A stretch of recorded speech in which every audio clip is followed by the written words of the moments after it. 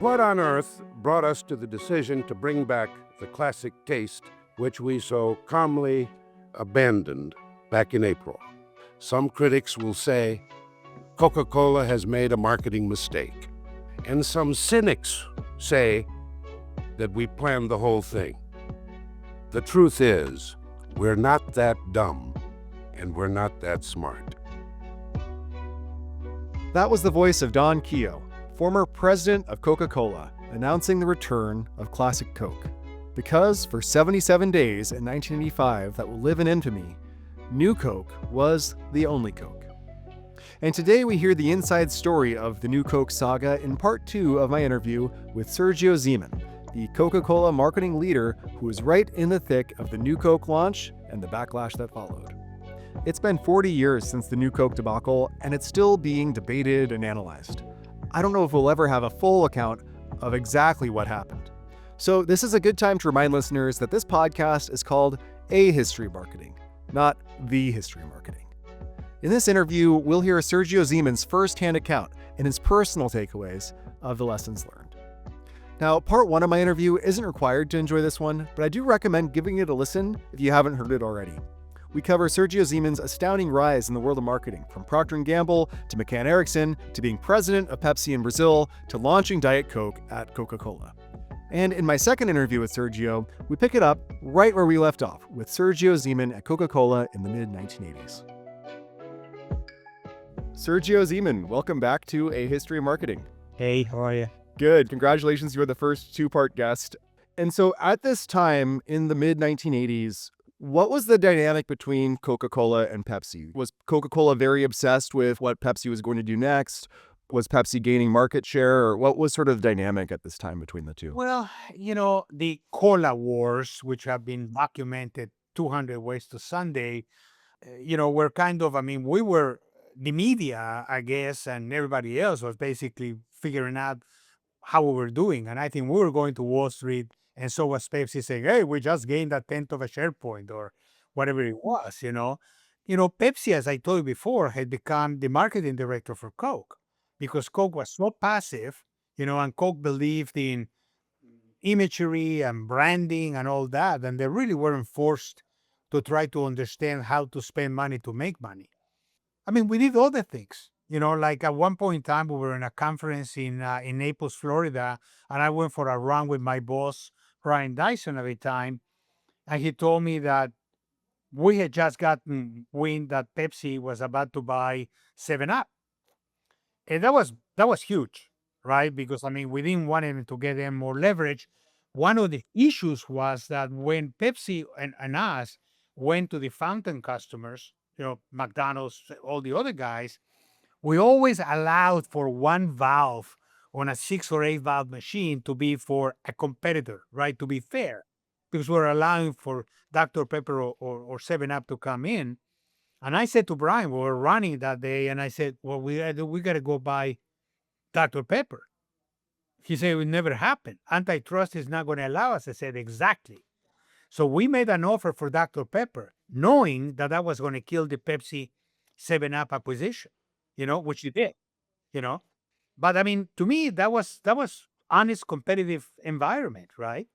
That's very clever. And so is this competitive environment, does this sort of plant the seeds for the origins of New Coke?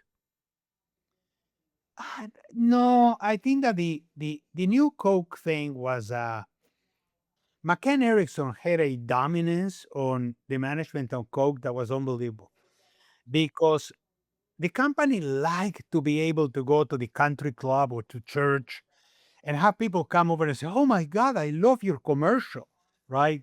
I like to buy the World of Coke or Minjo Green or whatever it is. So that social currency that was enabling bottlers and company management and all that that's something that McCann exploited incredibly well.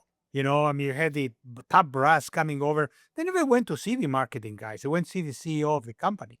And they were always kind of paying homage to the management of the company. And we had the Pepsi challenge and we had everything else. My argument at the time to management was, we got to change the positioning of the brand. We keep on basically saying, we are the original brand. We got to basically come out with something. We got to change, have a Coke and a smile and all that stuff. I mean, it's not selling us anything. We got to stop doing, Mean Joe Green commercials and buy the world, which was blasphemy. Okay, because the company loved that stuff, right? So then a project was created to try to figure out how to stop the Pepsi challenge. Then everybody said, "What is the product?" Right? I mean, people are going in, they're choosing Pepsi, so we're gonna change the product. And I got into the whole project, but there was absolutely deaf ears in changing the position. When I proposed that we actually use Cosby to be the guy that introduced, new Coke, I mean, this guy Ike Herbert, I mean, almost had me fired, right? Because they wanted to have these big songs with jingles and everything else. And the problem was the position of the brand was wrong. Yeah, we were the original, but we were old. We didn't have any value to the consumer. And the whole thing started going in that direction. I remember perfectly. We were in the last meeting before deciding to go on new Coke, and there was the New York bottler and a couple of other bottlers that were the kind of advisory board. And Brian Dyson went around the room and said, "Do you agree this is the right thing to do?" And then he got to me and he said, "Do you agree that is the right thing to do?" I said, "No, I don't. I think we should change the position of the brand, but I think that we've gotten to the point in which we will launch new Coke." And we did. And we launched it with a big black tie dinner with Ray Charles singing and all that stuff. And then the next day we had a press conference. And I was manning the Atlanta press conference, and Goizueta and Kio were in New York doing the big press conference. And one reporter, which I will not tell you who that was, turned around to Goizueta and said, "So what if it doesn't work?" And Roberto said, "You don't understand.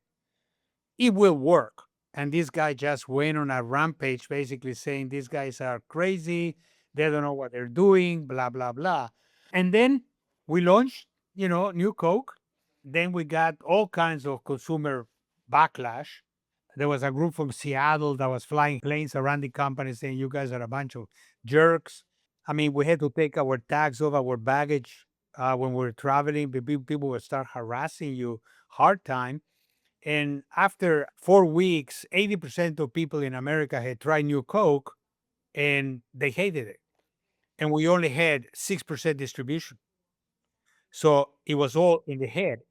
And 77 days later, we brought Classic back.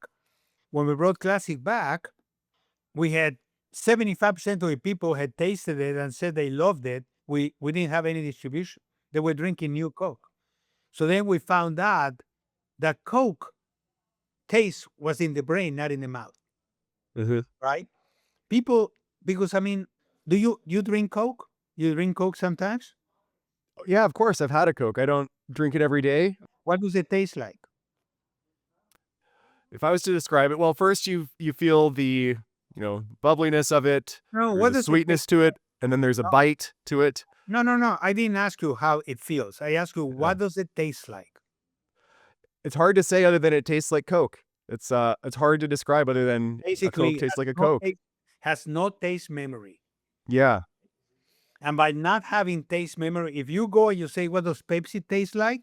People will say sweeter than Coke, right. right? It's Coca-Cola is your baseline for comparing everything else. And look, I mean, you go and you say to people, you drink wine once in a while, and you have all these crazy people like me who go and said, "Oh, yeah, yeah, it has a leather smell and it has berries and all that stuff." There's no memory. There's no taste memory. Coke didn't have. And that was one of the big findings that we had. It was all in the brain, not in the mouth. It's how you felt, is what you said. It's not what you tasted. And that was a big finding. But everybody talks about new Coke ad infinitum. Nobody talks about the fact that we brought Coke back in 77 days. Oh, by the way, in 77 days, the price of the stock doubled. Mm-hmm. It was unbelievable. It was a huge success. Yeah. There's so much to unpack with this story, and I'm so grateful that I get to hear it directly from you. And I want to go back to the influence over McCann and the reluctance to change the advertising and positioning. And this is from an interview that you did with Ad Age some years ago. And I want to quote, The only thing left was to change the product or change the advertising. I think we were lazy in recognizing that we needed to reactivate or reposition the brand. If we had done that through an advertising process, I don't think New Coke would have ever happened. But there was such resistance to any kind of change in advertising position of the brand that we introduced a change to the taste. It seems as an outsider that it would be easier to change the advertising than to change the product. But as you tell it, there was such an affinity for the smiles with a bottle of Coke and McCann Erickson's influence at the company that it was actually easier to change the whole product than it was to change the advertising. Is that kind of the right way to think about it? Well, I think that there is a kind of a bigger macro issue, which goes at the core of my life and my success, which was what is marketing, right? And in the Coca Cola Company, marketing was nice commercials. That's all it was, right? It wasn't about positioning, it wasn't about understanding the consumer and consumption and any of that stuff. It was about how much do the consumers like our ads? And that was marketing.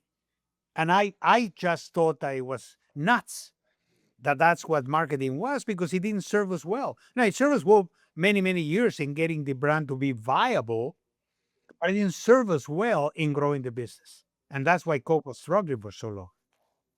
Something that you bring to marketing is really you've highlighted how you look at research to make your decisions. And you have a quote about the research in New Coke. And you said, we'd done taste tests and found that consumers seem to prefer Pepsi's sweeter taste to New Coke's more biting taste.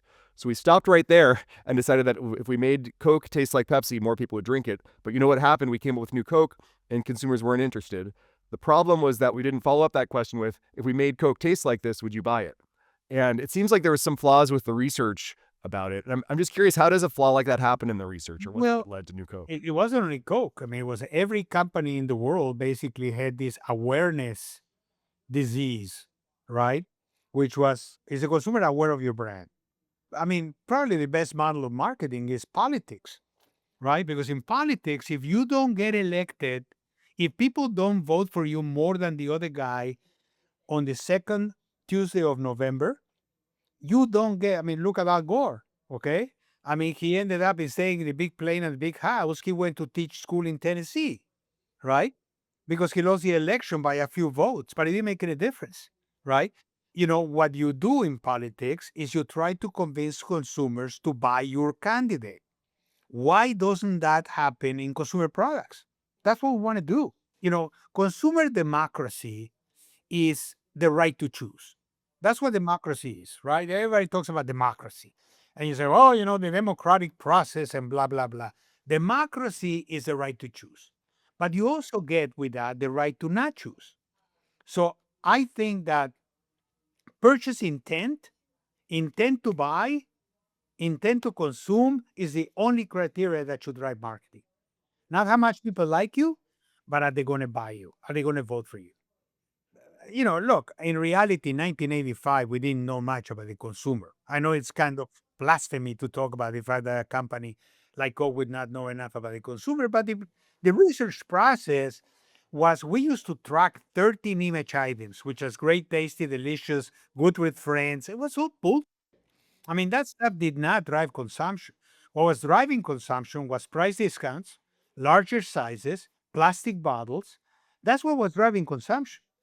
So, just tying a bow on the New Coke story, in 1985, you mentioned Don Keough. He was then the president of Coca-Cola, and he came to the stage of a hotel to announce that the original taste of Coca-Cola was back. And he finished his speech by saying, quote, "Some critics will say we made a marketing mistake. Some cynics will say we have planned all this. The truth is that we are not that dumb and we are not that smart." And some people are still conspiracy theorists and think, oh, this is all some intentional flop to make Coca-Cola more popular. And I guess what's your take on that? And is there any truth to that at all? It was a research guy that was listening to the consumer center, the call center. And we were getting consumers calling just begging, I mean, really screaming on the phone. We had this guy Goldman who was sitting there, was a researcher.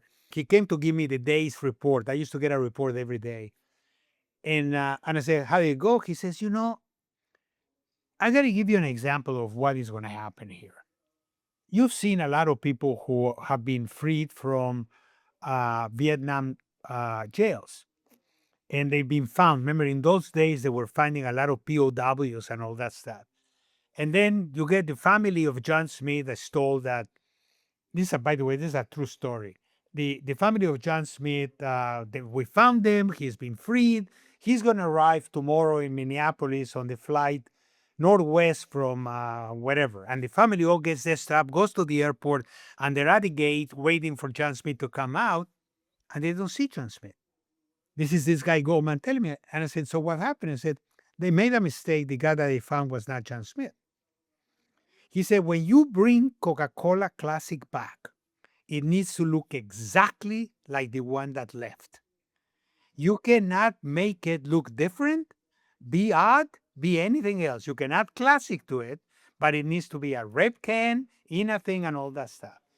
And that's what drove the whole thing. So, because we were doing those things, one day I get a call, literally 6 o'clock in the morning, and says, by the way, there's a rumor that you guys are going to bring back Coke and kill New Coke, and Wall Street stops trading on Coke, right? Because it was material and we get stopped trading. So we had a creative guy at McCann, very smart guy, John Bergen, very political, but very, very good guy. He was a copywriter. And he wrote that commercial. And, basically, we didn't have any strategy or anything like that. That was kind of, we were writing as we went. We got Keo into a studio and we recorded the commercial. And then anytime you actually have a commercial, I don't know how it is today. It's probably not that way, but you have to actually fly it to New Jersey. In New Jersey is where actually integrated the commercials into the pod. So Peter Jennings, comes out on ABC. He interrupts General Hospital, right? And he basically says, by the way, we have a rumor Coke is going to bring back Coca-Cola. And so we had helicopters flying this commercial from New York to New Jersey in order to put it into rotation for the 7 o'clock news. And we basically opened up the 7 o'clock news with a commercial that says, we're not that smart and we're not that dumb. And it was really well done. And it was Yeah. so much in the personality of Keo. He was kind of the Santa Claus-like guy, and he get great credibility, and that's how that thing came about. To prep for this interview, I watched clips of your speeches on YouTube, and there's a quote from General Patton that you like to use. Do you know the quote that I'm talking about? Yes. When he said, the idea is not to die for your country, it's to have the other SOB die for his. Don't die for your company, have the other guy die for his. Let them lose share, let them lose relevance. And this quote, it reminds me of a story in your book about how you launched Tab Clear to take out Crystal Pepsi. Can you tell the story of Tab Clear and Crystal Pepsi? One day I was sitting in a meeting at Coke, and they said I had gotten wind that Pepsi was going to launch a product called Crystal Pepsi, because Pepsi was fixated on having a lemon lime or a clear product to compete against 7 Up. And Coke had Sprite, but it wasn't really doing great. So I said to the guy, I said, send me the research. Let me see what the research says. So they sent me the research. There was a guy called Jerry Payne who was a research guy, and we sat down and they had done some work on it. And I was looking at the research and I said, all of the characteristics of this product are I lost Characteristics, yes. characteristics of diet products. Yeah. And I knew a lot about it because I had done Diet Coke. So I said, I think that we can position this product as a diet drink. He said, well, but it's not a diet drink. I said, I know. Why don't we, let me think about it. So I came back and I proposed that we launch a product called Tab Clear. Tab was already kind of on the outs because Diet Coke was doing so well. And they bought into it. I got the project as a consultant. And then we went out to work. We developed a product which was nothing more than a diet product with all the characteristics of the same thing. And we launched it in advance of Pepsi launching Crystal Pepsi at the Super Bowl. They spent a lot of money. And what happened was that we were so aggressive with it that the whole category collapsed and the whole thing died, which was our idea. The idea was to launch Tab Clear and make it just a kamikaze product that basically just killed the category, and it did. That's right. I'm going to quote from your book, The End of Advertising as We Know It. Quote, from my perspective, Crystal Pepsi was just screaming for someone to reposition it. We decided to take the liberty of moving Crystal Pepsi into the diet segment where it was bound to fail because it contains sugar. By meeting a sugared drink with a non sugar drink, we only confused customers about what the category stood for. And this is just not something they would teach you at any marketing school. I guess what was sort of the business value of this for Coca Cola? Well, I think that you touch on a very important point, right? I mean, you said, well, this is not something that they teach you in marketing school. Well, what do they teach you in marketing school? Do they teach you to actually be somebody who does stuff to drive top line and bottom line? They don't. They teach you about positioning and they teach you about all kinds of stuff, but there's really no financial element, in marketing. And I think that one of the things that I always drove to, if it doesn't make any money, do you want to do it? My riff with the ad agencies was that they said that you couldn't measure advertising. Advertising was image building for the long term. And I'm saying, by the way, if I cannot measure it, I don't want to spend it, right? So the thing about it was that there was a project that was coming into the market, and we were a competitor in the soft drink business, and we needed to actually define where the volume was going to be. So if Pepsi was going to get consumption from consumers that were going to pay money to buy a six pack of Crystal Pepsi, by us killing the category, we eliminated one more competitor into the category. I think that to me, that's marketing. You left Coca Cola in 1988 and you returned in 1993, this time as chief marketing officer. And this was a newly created C level role. And what did it mean for marketing to be in the C suite for the first time? When I got called to go back to Coke, I didn't want it to. I mean, I was doing great. I was skiing 50 days a year. I had great gigs in consulting, with Miller Brewing, with all kinds of other companies. I had built this company called Core Strategy Group. I went through a year interview with Ivester because I was actually quote unquote teaching him marketing. But when I went to meet with Goizueta, I said, "What do you want me to do, sir?" He said, "I want you to do the marketing thing."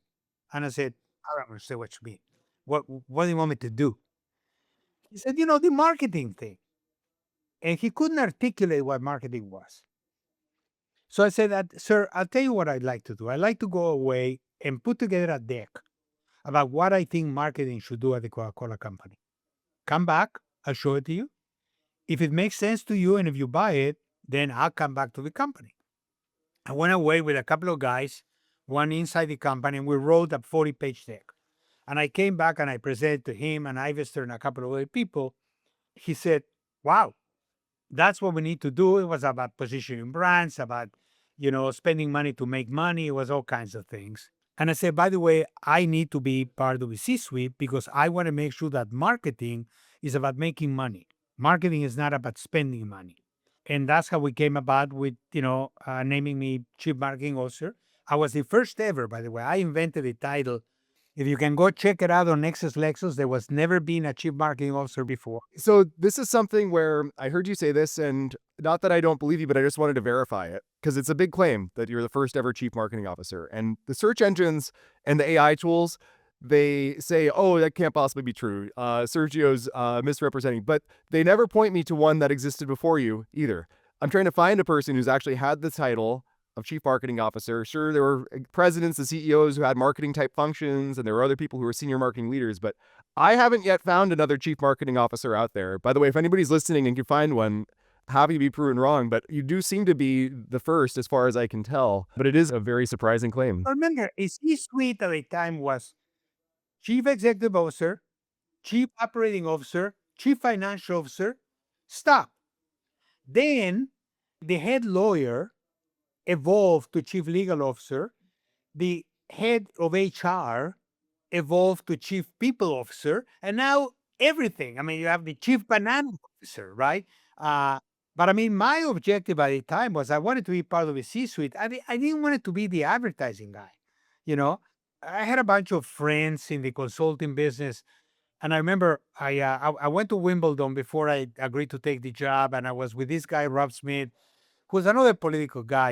I had a lot of political consulting friends, and I was trying to help them find a way to not take the job. That's how we came up with the idea of being the chief marketing officer.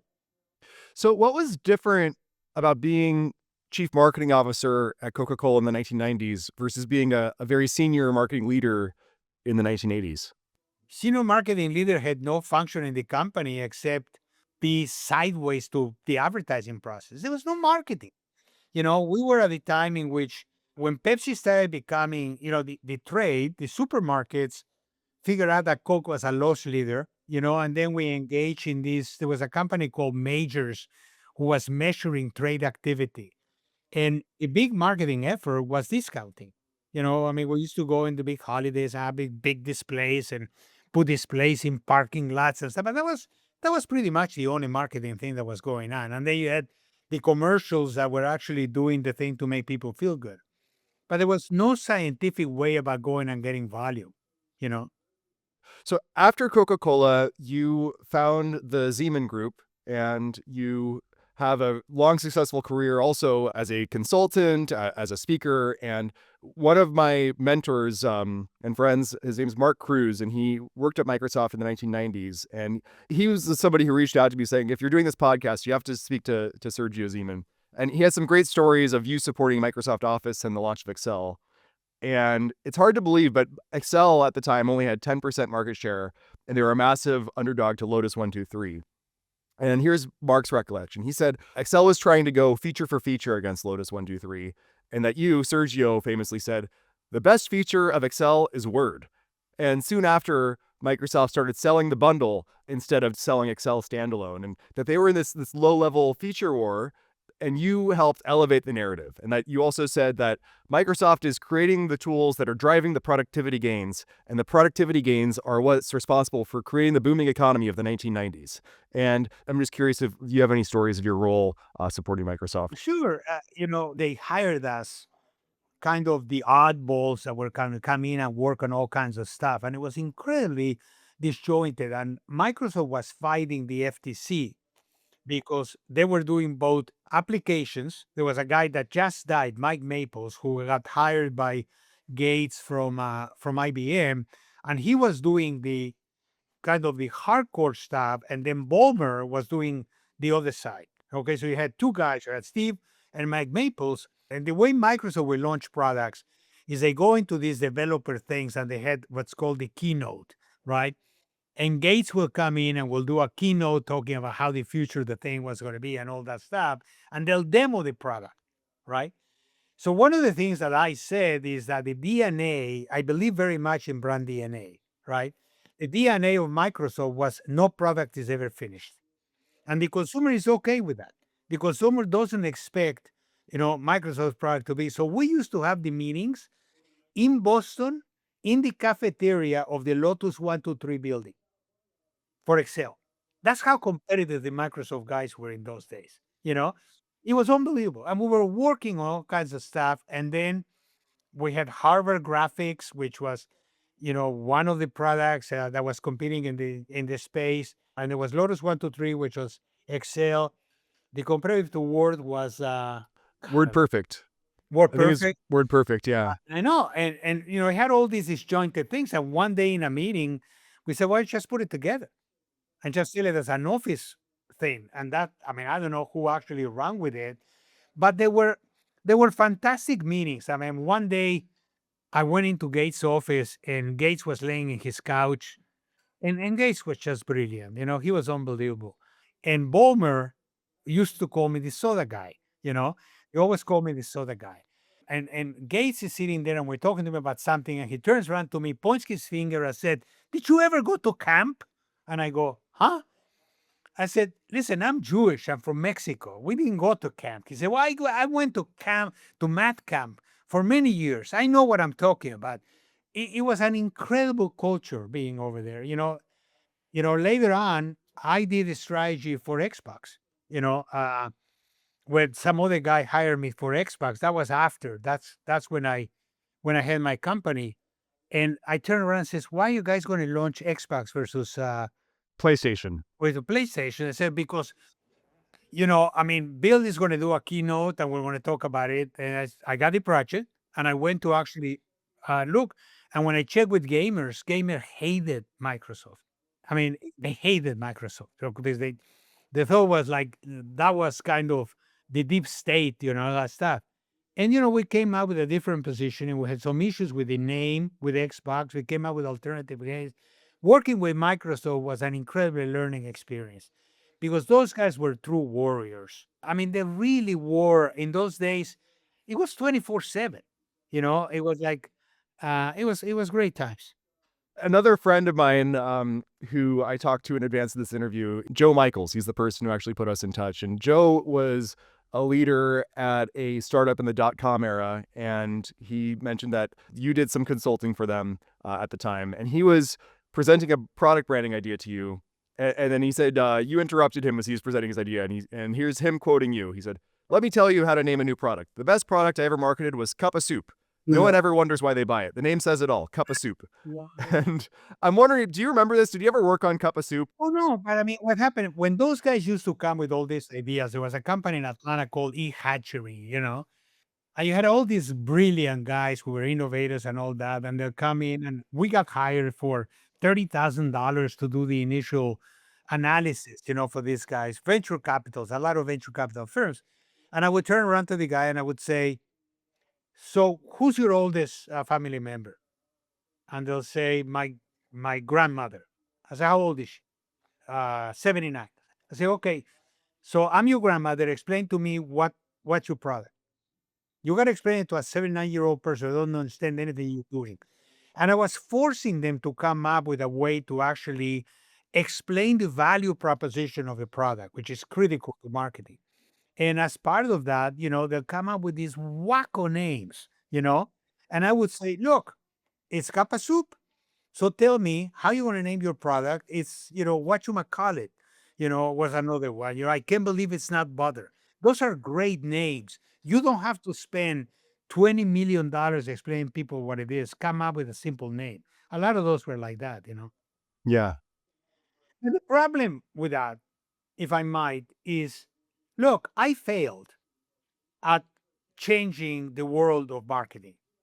I failed because we're back at which commercial is going to actually be in the halftime of the Super Bowl, right? I used to do a piece of research every year about the Super Bowl, and they won the Super Bowl commercial, but their volume went to hell. I didn't succeed in changing the face of what marketing was. It worked good for me, right?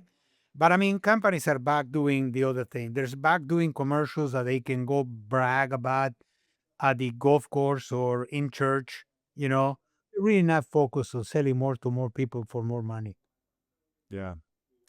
Sergio, I just want to thank you so much for speaking with me and sharing all these insights. Like I said, you're the first person who I've interviewed twice because Yeah. of this. Maybe someday we can do a part 3 or 4 because I just think that you have so many amazing stories and so many amazing insights, and we've just scratched the surface of it. So I just want to thank you so much for your time. Thank you.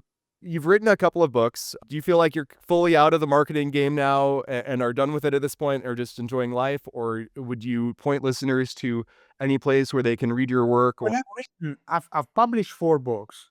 You know, uh, the first one was The End of Marketing, became a bestseller. It's still taught in a lot of schools and universities. And then I wrote after that Building Brand With, which was the whole thing about putting brand into the thing. And then I wrote The End of Advertising. I wrote Innovate Before You Renovate. And then I've written 3 more books, which I never published. We are at a very interesting time. Companies in general, like humans, develop plaque in its arteries over time. And, if you don't take care of it through exercise and eating better, eventually you need a bypass, right? I did a lot of consulting after I sold my company, and recently I got involved in boards and all that. People are still looking for, I don't know what the hell they're looking for, but they're not really interested in understanding the dynamics of, if you have somebody who's an entrepreneur who comes up with a brilliant idea. Like I involved with a company, a couple of Israeli guys who worked in the military in Israel on voice recognition. And then one of these guys, and by the way, this guy was the wackiest guy you ever seen in your life. And one day he turned around to the other guy. He said, by the way, voice recognition is noise recognition. What else can we do with noise recognition? And they developed a company that actually developed a modem that was put in machines that run 24 hours a day to be able to predict the noises that were going to happen when a piece of the machinery started breaking 3 years ahead of breaking. And they use AI to put it into a model to try to actually predict what the thing was going to do. I developed a strategy for the guy, and all he wanted to do was to hire an advertising agency. By the way, where is the company today? It's nowhere. Smart people in the world, but they don't see that. They don't see, they don't see it. Yeah, thank you so much for your time, Anyway, Sergio. It's really thank been an you. honor. All right, take care. Thanks so much. Bye-bye. Before I get to my usual sign off, I want to extend a very special thank you to two people who were instrumental in making this interview happen: Mark Cruz and Joe Michaels. Their insights were invaluable as I researched and prepared for this interview. And it was Joe who actually put me in touch with Sergio, making this conversation possible. So, Mark and Joe, if you're listening, thank you for everything. A History of Marketing is written and produced by me, Andrew Mittrak. If you'd like new episodes delivered right to your inbox, visit marketinghistory.org. There you can also find transcripts of every conversation, including helpful links, images, videos, and other blog posts about marketing history. You can send me an email at hello@marketinghistory.org. If you'd like to support A History of Marketing, consider leaving a review on your favorite podcasting app, or better yet, tell a friend about the show. Thanks for listening.